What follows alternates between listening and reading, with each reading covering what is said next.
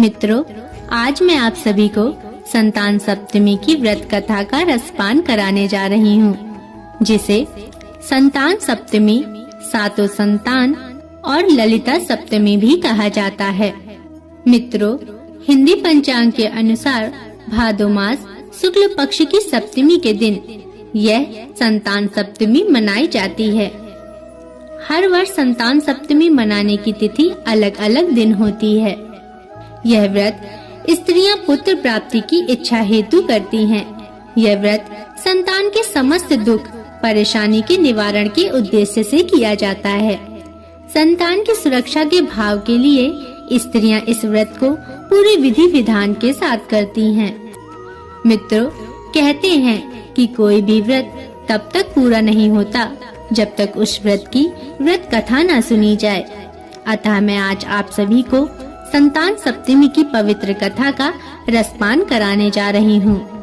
अतः आपसे आग्रह है कि वीडियो को पूरा देखिएगा और कथा को पूरा सुनिएगा, ताकि भगवान की कृपा आपकी संतान पर हमेशा बरसती रहे।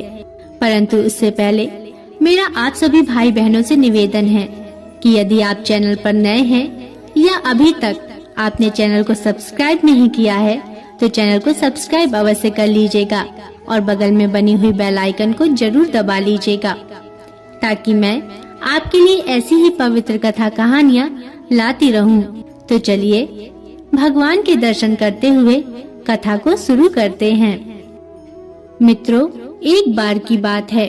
एक बार श्री कृष्ण ने युधिष्ठिर को बताया कि किसी समय मथुरा में लोमस ऋषि आए थे। मेरे माता पिता देवकी तथा वासुदेव ने भक्ति पूर्वक उनकी सेवा की, तो ऋषि ने उन्हें कंस के द्वारा मारे गए पुत्रों के शोक से उबरने के लिए आदेश दिया। और वो बोले, हे देवकी, कंस ने तुम्हारे कई पुत्रों को पैदा होते ही मारकर तुम्हें पुत्र शोक दिया है। इस दुख से मुक्त होने के लिए तुम संतान सप्तमी का व्रत करो।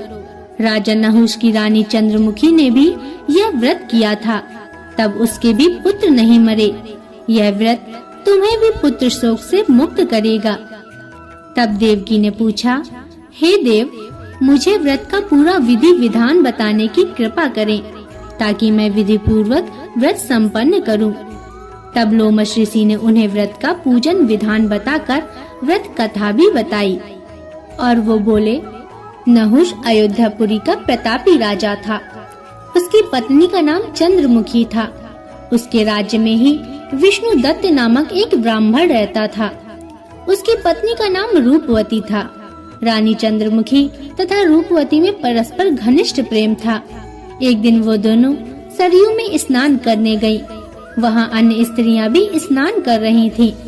उन स्त्रियों ने वहीं पार्वती शिव की प्रतिमा बनाकर विधि पूर्वक उनका पूजन किया। तब रानी चंद्रमुखी और रूपवती ने उन स्त्रियों से पूजन का नाम तथा पूजा विधि पूछी। तब उन स्त्रियों में से एक ने बताया, हमने पार्वती सहित शिव की पूजा की है। भगवान शिव का डोरा बांधकर हमने संकल्प लिया है कि जब तक जीवित रहेंगे तब तक यह व्रत करती रहेंगे। यह मुक्ता भरण व्रत सुख और संतान देने वाला है। उस व्रत की बात सुनकर उन दोनों सखियों ने भी जीवन पर्यंत इस व्रत को करने का संकल्प करके शिव जी के नाम का डोरा बांध लिया। किंतु घर पहुंचने पर वे संकल्प को भूल गयीं।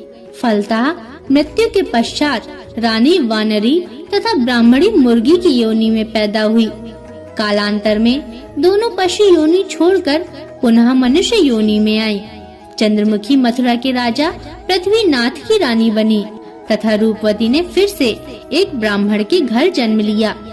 इस जन्म में रानी का नाम ईश्वरी तथा ब्राह्मणी का नाम भूषणा था। भूषणा का विवाह राजपुरोहित अग्निमुखी के साथ हुआ। इस जन्म में भी उन दोनों में बड़ा प्रेम हो गया। व्रत भूलने के कारण ही रानी इस जन्म में भी संतान सुख से वंचित रही।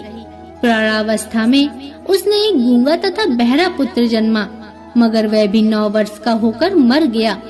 भूषणा ने व्रत को याद रखा था, इसलिए उसके गर्भ से सुंदर तथा स्वस्थ 8 पुत्रों ने जन्म लिया। रानी ईश्वरी के पुत्र शोक से संवेदना के लिए एक दिन भूसड़ा उससे मिलने गई। उसे देखते ही रानी के मन में डाह पैदा हुई।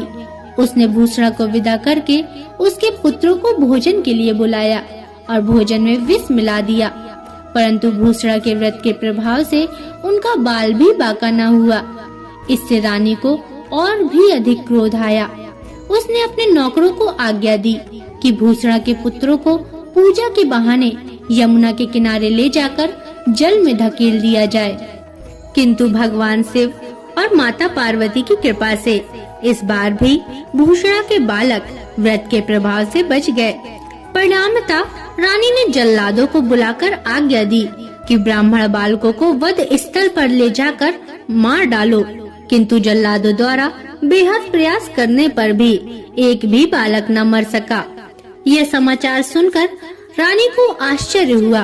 उसने भूसड़ा को बुलाकर सारी बात बताई और फिर क्षमा याचना करके उससे पूछा कि किस कारण तुम्हारे बच्चे नहीं मर पाए। तब भूसड़ा बोली, क्या आपको पूर्व जन्म की बात स्मरण नहीं है?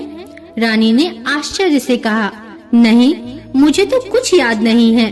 तब उसने कहा, सुनो, पूर्व जन्म में तुम राजा नहुष की रानी थी और मैं तुम्हारी सखी थी।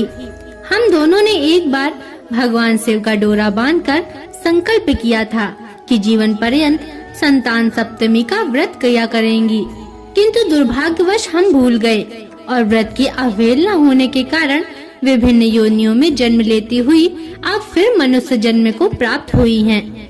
और अब मुझे उस व्रत की याद हो आई थी, इसलिए मैंने व्रत किया। उसी के प्रभाव से आप मेरे पुत्रों को चाह कर भी नहीं मरवा सकी। यह सब सुनकर रानी ईश्वरी ने भी विधि पूर्वक संतान सुख देने वाला यह मुक्ताभरण व्रत रखा। तब व्रत के प्रभाव से रानी पुनः गर्भवती हुई और एक सुंदर बालक को जन्म दिया। मित्रों, उसी समय से पुत्र प्राप्ति और संतान की रक्षा के लिए यह व्रत प्रचलित है। मैं प्रार्थना करती हूँ कि जिस तरह भगवान शिव और माता पार्वती ने भूसड़ा के संतानों की रक्षा करी, वैसे ही आप सभी के संतानों पर भी उनकी कृपा बरसती रहे। मित्रों, आशा करती हूँ कि आपको यह कथा पसंद आई होगी। अगर इसमें कोई त्रुटियां हैं तो क्षमा करें। और जाने से पहले यदि अभी तक आपने चैनल को सब्सक्राइब नहीं किया है तो सब्सक्राइब अवश्य कर दीजिए और कमेंट में हमें जरूर बताइए कि आपको कथा कैसी लगी और जरूर लिखिएगा। हर हर महादेव।